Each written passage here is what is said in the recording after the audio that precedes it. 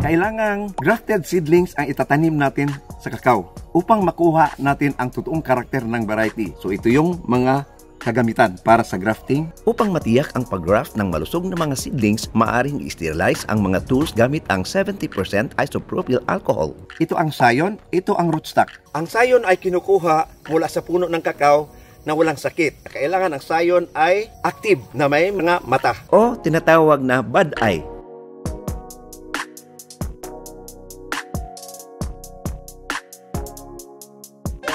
Mahalaga, ang sayon ay active, yung merong mata na dito. At ang rootstock ay dapat pencil size. Paano mag-grafting? Panoorin. Diagonal ang pag-slice ng pitchul upang hindi matamaan ang mga mata. Iniikot ang sayon upang mahigpit ang pagbalot ng plastik.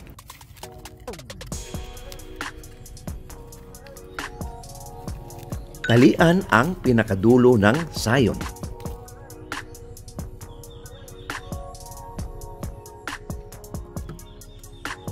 Mag-iwan ng mga 3 dahon sa rootstock upang makatulong sa paglago ng grafted sayon.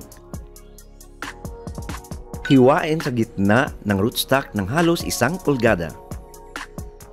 Sa isang straw, hiwain ang magkabilang side ng sayon upang mas maging successful ang grafting.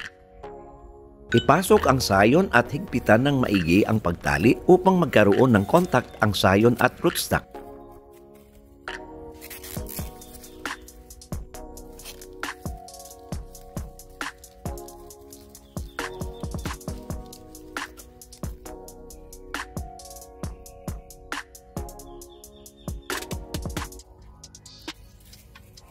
May iba't ibang uri ng grafting. Kanina napanood natin yung cliff grafting. Meron ding side grafting and chupon grafting. Tara na, punta tayo sa farm. Ang side grafting ay mahalaga upang ma-rehabilitate ang lumang puno ng kakao upang magiging productive ulit sila. Bago mag-side grafting, mag-apply ng complete fertilizer para sa paglago ng grafted sayon. Tanggalin ang mga unproductive branches sa main tree.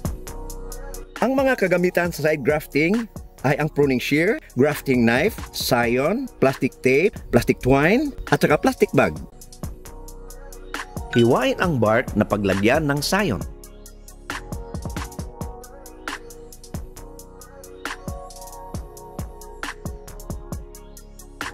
Iniikot ang sayon upang mahigpit ang pagbalot ng plastik.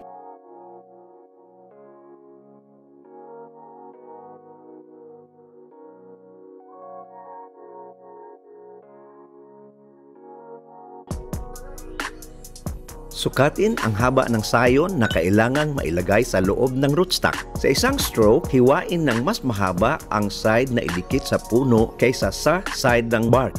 Ipasok ang sayon sa direksyon na ang pagtubo ng sayon ay palayo sa puno. Talian ng mahigpit gamit ang plastic twine upang magkaroon ng contact ang sayon at ang puno.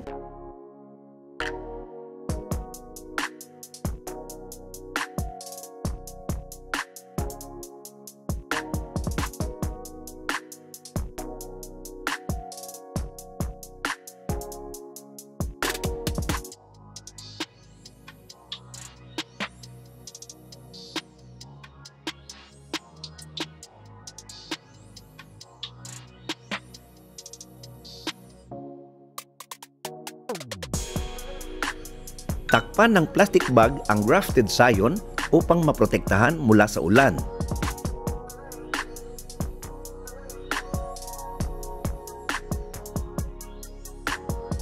Ituloy ang mahigpit na pagtali ng plastic twine kasama ang plastic bag.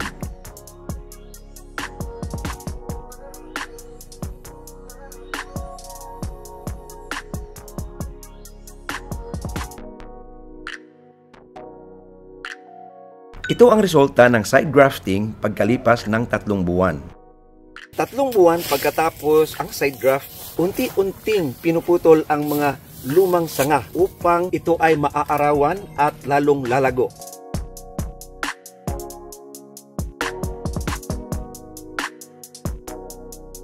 Pagkatapos, unti-unting putulin ang mga natitirang mga sanga sa loob ng 3 buwan.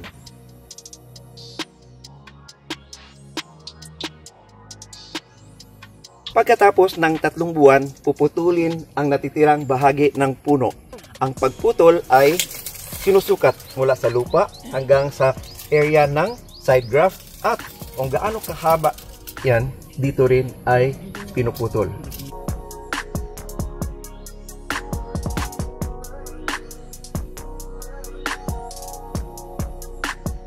Pagkatapos putulin, ito ay lalagyan ng pintura na may fungicide upang hindi dadapuan ng mga sakit. Ang formulation ay base sa recommended rate ng fungicide. Ang chupon grafting ay mahalaga upang ma-rehabilitate ang mga lumang puno ng kakao. Ang chupon ay tumutubo dito sa lumang puno at ito ay ating gagamitin. Iniikot ang sayon upang mahigpit ang pagbalot ng plastik at tinatalian ang pinakadulo ng sayon.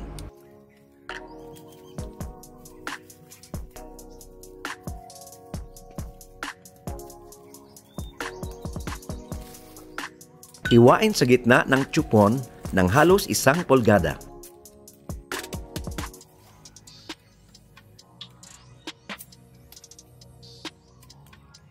Ipasok ang sayon at higpitan ng maigi ang pagtali upang magkaroon ng kontak ang sayon at chupon.